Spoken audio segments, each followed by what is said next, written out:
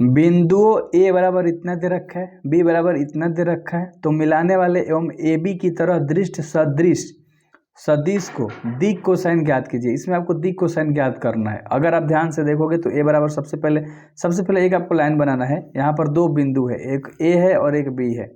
एक के पास दे रखा है 1 है, 2 है और माइनस का 3 है, और बी बराबर तुम्हारे पास दे रखा है माइनस का 1 है, 2 है और 1 है।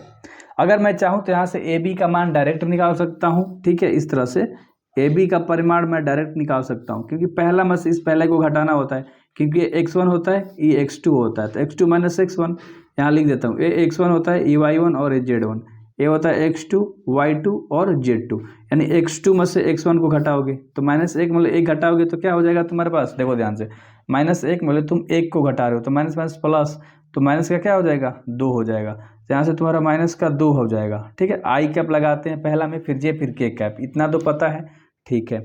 यहाँ से -2, अब यहाँ ध्यान से देखो, 2 में से तुम्हें 2 को घटाना है तो तुम्हारे पास क्या आ जाएगा 0, आई के बाद क्या आता है जे, तो जे कैप हो जाएगा।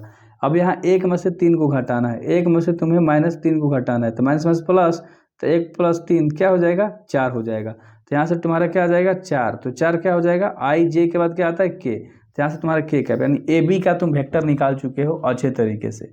चीज़ें ध्यान से समझना, कहीं गलती तो हम लोगों ने नहीं करा है ना, ध्यान से देखो।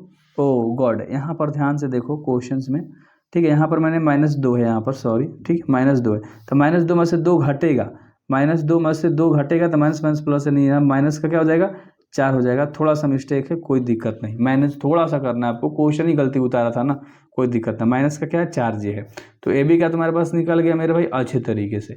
अब हमें इसमें दिक् कोसाइन ज्ञात करना है, तो सबसे पहले हमें इसको कंपेयर करना होगा। क्या करना होगा, कंपेयर करना होगा। तो यहाँ से x का मान क्या है -2 है, x के बाद y आता है, y दूसरा टर्म क्या है -4 होता है, और z के जगह पे तुम्हारा क्या है +4 है। इतना समझ में अच्छे से आ गया होगा, कंपेयर कर लिया, x y और z का मान आ गया। दिक् कोसाइन कैसे निकलता है मैं सबसे पहले आपको लिख कर बता देता हूँ, ठीक है। दिक् कोसाइन हम लोग के एल एम से सूचित करते हैं, ध्यान से समझना। एक के सबसे पहले एल से सूचित करते हैं, फिर एम से, और फिर एन से सूचित करते हैं, ठीक है। एल वाला क्या कहता है कि एक्स के बाटा में ये जो पूरा ए बी का वेक्टर है तुम्हारा, इसका परिमाण होना चाहिए, यानी ए बी वेक्टर का परिमाण, छोटा भी लिख सकते हो कोई दिक्कत नहीं है। वाई दूसरा वाला वाई है, तो वाई के बाटा में ए बी का तुम्हारा परिमाण होना चाहिए, और तीसरा है जेड, तो जेड के बाटे में तुम्हारा ए बी का परिमाण होना चाहिए। बस कहानी क्या हो जाएगा खत्म, क्वेश्चन सॉल्व। तो सबसे पहले ए बी का तुम परिमाण निकाल लो। ए बी का परिमाण निकालोगे कैसे, देखो ए बी का पूरा यहाँ मान तुम्हें पता है, सबको रूट के अंदर डाल के स्क्वायर कर दो, -2 का स्क्वायर कर दोगे, ठीक है, फिर -4 का स्क्वायर कर दोगे, ठीक है, और फिर 4 है जेड, तो 4 का स्क्वायर कर दोगे। 2 का स्क्वायर होता है 4, प्लस 4 का स्क्वायर होता है 16, और प्लस 4 का स्क्वायर होता है 16, यानी 16 16 32, और क्या आ जाएगा रूट के अंदर 40 आ जाएगा तुम्हारा। अच्छे तरीके से चीज़ें समझ में बिल्कुल भी आ गई होंगी। अगर कहीं गलती है तो बताओ।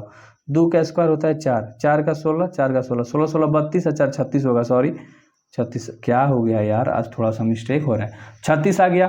तो सब के बाटा में लिख दो, एक्स का मान तुम्हारा क्या है -2 है, तो -2 के बाटा में 36, वाई का मान तुम्हारे पास -4 है, तो -4 के बाटा में 36, कोई दिक्कत नहीं, और जेड का मान तुम्हारे पास क्या है +4 है यार, ठीक है, तो यहाँ से रूट का 36, और आंसर हो गया। यही तो दिक् कोसाइन निकालना था।